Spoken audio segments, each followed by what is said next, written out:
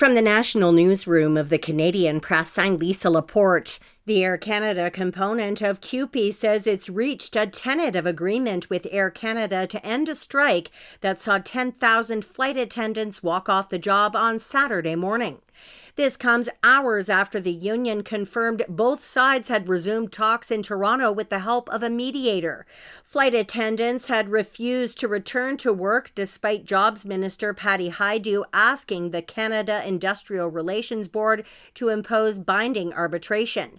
The board ruled yesterday that the strike was unlawful. Conservative leader Pierre Poilievre has secured a seat again in the House of Commons after winning a by-election in the rural Alberta riding of Battle River Crowfoot.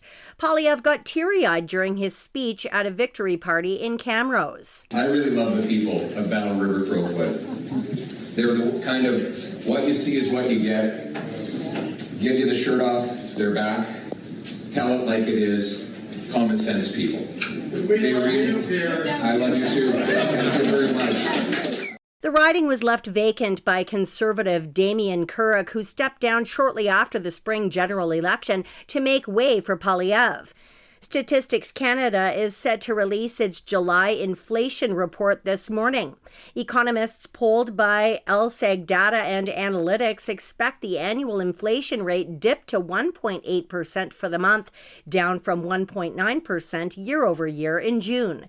They're also hoping the report will provide further clarity on how tariffs are affecting the Canadian economy. A Canadian defense firm is teaming up with a Swedish company for ballistic protection steel made in Canada for the first time. Armored vehicle maker Rochelle will now be able to use Swebor's intellectual property to produce steel domestically. Canada is looking to boost domestic steel consumption and build up its defense sector in order to be less reliant on the U.S. amid an ongoing trade war with U.S. President Donald Trump.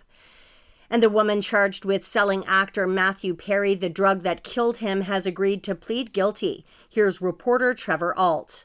According to court documents, accused drug dealer Jasveen Sangha offered Perry a sample of ketamine through a friend, and within weeks, 50 vials would follow. Court documents show after Perry's death, Sangha tried to destroy evidence of her involvement, texting their mutual friend, "Delete all our messages."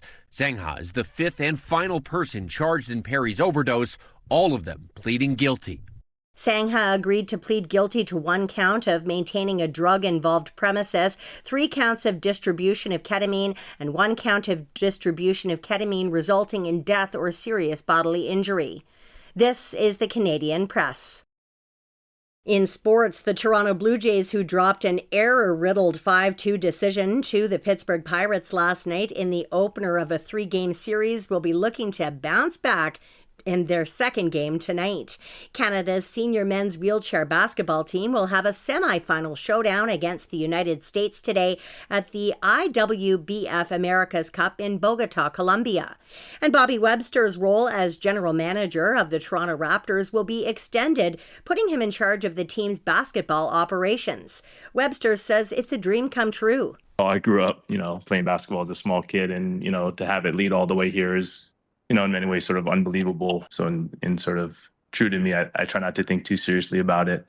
But I think that's just sort of more what I wanted to sort of present, is just how unique and how exciting of an opportunity this specific opportunity in Toronto with the Raptors and in Canada.